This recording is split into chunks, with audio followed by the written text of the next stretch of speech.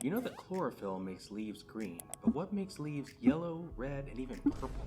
Hey guys, welcome back to your library's YouTube channel. This month's lesson in STEAM will be done with our Changing Leaf STEAM craft kits. Today I'll be showing you how to assemble your craft kit so you can impress everyone with your leafy fall knowledge. We'll also be answering what is it in plants that make them turn yellow, red, and purple. So let's get started. First, pick up your craft kit from the Bay County Public Library, available while supplies last.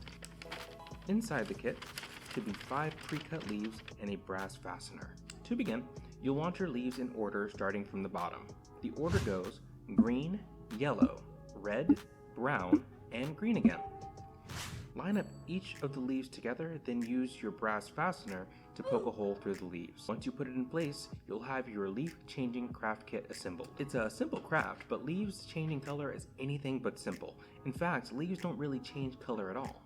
The colors we see during fall are already inside each leaf. Leaves change color because they stop producing something called chlorophyll. Chlorophyll is what makes it possible for plants to have photosynthesis, which turns sunlight into sugars for plants to eat.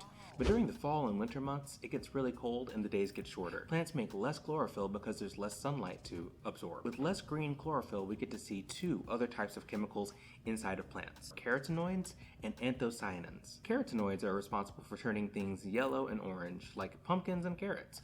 Carotenoids are great for absorbing sunlight when the days get shorter. In the same way, anthocyanins turns plants red, pink, purple, and even black, like blueberries, raspberries, and blackberries. Brown is the color of dying leaves. This happens because when leaves fall off of trees, they undergo a process called oxidation. You can learn more about oxidation and what it tastes like in the video in the description. You'll really impress people with this knowledge, so use your craft to help you remember those 3 big sciencey words: chlorophyll, carotenoids, and anthocyanins.